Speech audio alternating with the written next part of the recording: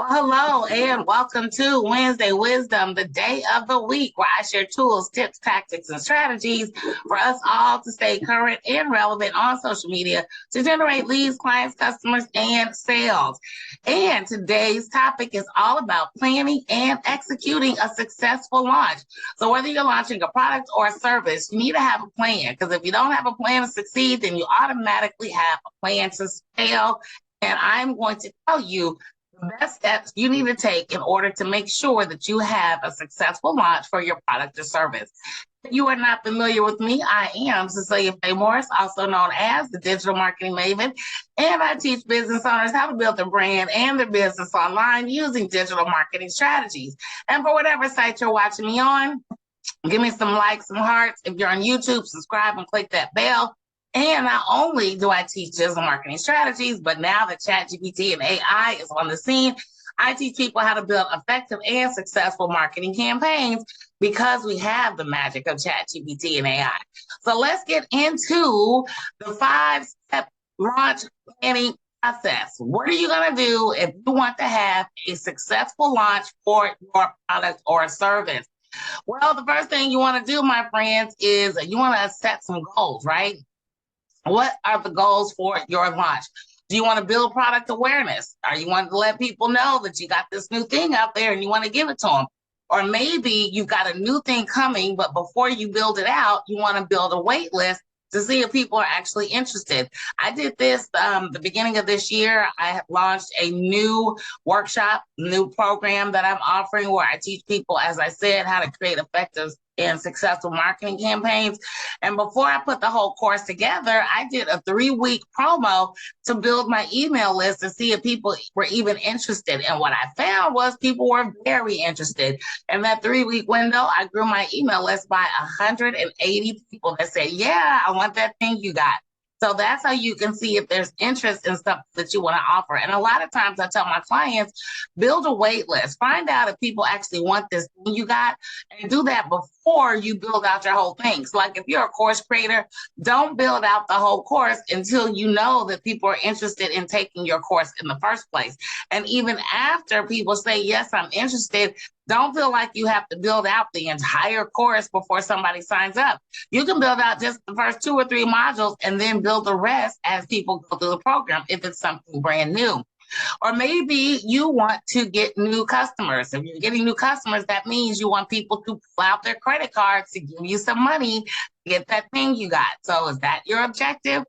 Possibly you want to see if you can, I'm just thinking off the top of my head, you want to establish yourself. Maybe that's what you want to do. You want to establish yourself as an authority in your niche. So that would be a matter of, again, giving people something for free. It could be an ebook, it could be a checklist, it could be a tutorial video, it could be a whole host of things.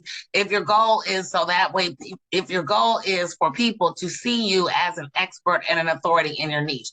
So when you're planning a launch, again, figure out what your goals are, and that will be the objective. What I like to say is begin with the end in mind. And part of figuring out what it is that you want to introduce to the world for your launch, you want to see if there's something else out there that is similar. The reason why you want to see if there's something similar, because it says in Ecclesiastes chapter 1, verse 9, and I'm going to paraphrase, what has been done before, and what will be again. There's nothing new under the sun. So don't be trying to reintroduce the world to a brand new widget if there's already a widget out there that's making money hand over fist. Just take the current widget, put your spin on it, and make it your own. A lot of times people get caught up with their launches because they're introducing something so new that people are actually turned off by it because they're like, well, what is this? Whereas if you do your market research, find out what the influencers and other people in your niche are doing, find out what your people are consuming, and recreate what's already out there. Don't, again, unless you've got thousands of dollars that you can throw into doing a new launch, my suggestion to you is build on what's already out there. Don't try to reinvent something new. For example, me when I decided that I wanted to create my course around ChatGPT. There is a whole host of information out there about ChatGPT. So what I did to make myself different and to stand out in the marketplace is I created a whole course and a whole program around using ChatGPT to create a successful online money machine. Basically, I'm going to show you how to make money using ChatGPT. That was where I took something that was already out there. I'm not just giving you prompts. I'm not just giving you this. I'm giving you a whole complete system on how to make money using ChatGPT. So what can you do to put your own personal spin on it? And then you also need to be clear on your audience. Who is it that needs that thing you have, right? Because if nobody needs it, then it doesn't matter, right? I don't care if it's a toothbrush. You may think, well, everybody needs a toothbrush. No, they don't. Babies don't need toothbrushes, and some people don't brush their teeth. They put them in a cup by their bed at the end of the night. So again, who is the audience that needs this thing that you have? And be clear on that, because whoever you pick as your audience is going to impact your messaging, because the message that you have for your audience needs to be something that's going to resonate and connect with them on an emotional level. So if you don't know who your audience is, then you're going to be talking to everybody, which is in essence talking to nobody. All right, you guys, the next piece of this launch is, I'm sorry, I hate to be the one to tell you this, but unless you want to take the slow boat to success, please put some money behind the machine. By that, I mean, you need to implement paid marketing strategies. If you have never run paid ads before, and I am all in when it comes to Facebook and Instagram ads, that's my bread and butter. That's how I built my business. That's how I find that people want to do business with me. Don't do it alone if you've never done it before. And more importantly, don't pay somebody to do it for you if you don't understand it. Because if you're going to pay somebody to do it for you, but you don't understand it, then you don't know if what they're doing is actually the right thing to do. They may say the reason why you're not getting any results is because they're still in the testing phase. But the testing phase shouldn't take more than a couple of days, and it definitely shouldn't take more than $100. So, but if you don't know that, then you are going to end up spending a lot of money for very little results. Now, you may find somebody who'll say, I run your Facebook ads, and you don't pay until you get results. If you are lucky enough to find that person, go for it, because you don't pay until they get results. On the flip side of don't pay to results, though, you'll be paying for your ad. So while you're not paying them to get results, you may end up paying $300, $400, $700 to Facebook ads because they're fooling around trying to find you a successful Facebook ad. Bottom line is, don't go it alone when it comes to ads, but you need to put some money behind the machine, because if the people that were on your social sites were already interested in the product, service, or opportunity that you have to offer, then you would already be rich right now. So if you're not rich, guess what? The people on your page aren't interested in what you have. And somehow, some way, you got to get in front of the people who actually want to do business with you. So you got to put some money behind the machine. And again, I do offer Facebook and Instagram ad coaching as part of my overall package on how I coach people to success with digital marketing strategy. So now you've got your objective. First, you know what you're offering. You've got your objective on what you're going to do. You know your audience on who's interested in that thing you have. You're going to either learn Facebook ads, or you're going to partner with someone who you trust to teach you Facebook ads so you can put some money behind the machine. Then you need to set your launch date. So again, I like to work with the end in mind. So here's an example. I'm working with the amazing Eric F. King, the Compassionate Closer. We're going to be at an event March 27th and 28th of this month. So when he talked to me about running ads for his event, everything we did, we backed it up from March 27th to 28th. Since we know we got to go live on the 27th to 28th, we backed into when we need to start running Facebook ads and what type of ads to run to make sure that we get the biggest impact. This is our Be Unstoppable Tour, the 5 core principles to profits and success in your business. If you want the information for Be Unstoppable, I will make sure to include the link to register for our free event March 27th and 28th of this month. I am honored and privileged to be one of the guest speakers for Be Unstoppable, the 5 core principles to profits in your business. So, the launch date, and then Stick to your launch date. Nothing sucks worse than you getting people all geared up for this amazing thing to happen on this date, and then it turns out that you don't launch on that date.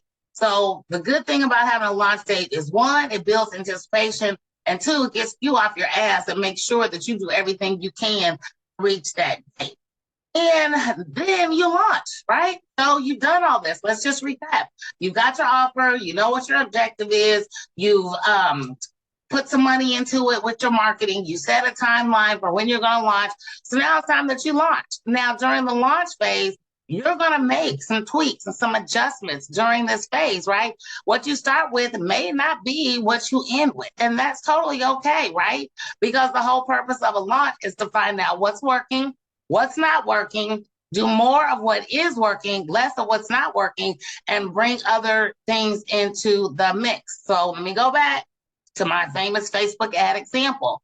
So if you're launching Facebook ads, if you're launching your ads, if people are clicking on your ad, but they're not they're not entering their name and email to get your offer, that means they like what your ad is saying, but they don't like what your landing page is saying, right? Or conversely, if people are not clicking on your ad, then that means you are not communicating effectively in your ad creative, meaning the copy, the image, the headline, whatever it is, it's just not firing off with the people. So what you do is you make adjustments based upon the results that you're getting. This is just one example. So again, so you launch, and then during your launch, you tweak and adjust as necessary for improved results. So there you have it, my friends. I hope this helps you as you are planning your next launch. So once again, just to rewind it and bring it back, you've got your offer, you're setting the goals, your objective for your launch. You're going to research not only your market, but you're also going to research your audience. You're going to come up with the marketing strategy, knowing that if you don't put some money behind the machine, you're going to have to do a whole lot of organic marketing. I think organic marketing and paid marketing go well. They go hand in hand, but you got to put some money behind the machine if you really want to have a successful launch. And that comes with a budget. A reasonable budget is about $300 a month is what I suggest when I work with my clients to help them create highly successful and profitable Facebook ads.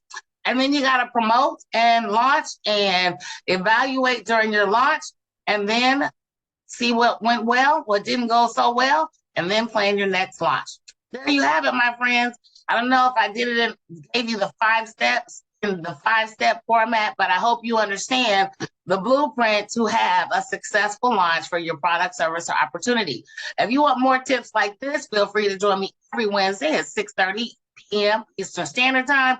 And then you can also join me in my Facebook group, Prospecting Made Easy. If you want to be a part of Be Unstoppable, the 5 core principles for profits in your business, the link will be somewhere around this video. And with that being said, thank you for watching this week's Wednesday Wisdom. If there's ever a topic that you want me to research and bring to Wednesday Wisdom, feel free to drop that in the comments as well. But let me know some of your biggest takeaways from this Wednesday Wisdom. That's it for now. Go out and be amazing. Have a great day on purpose. Bye.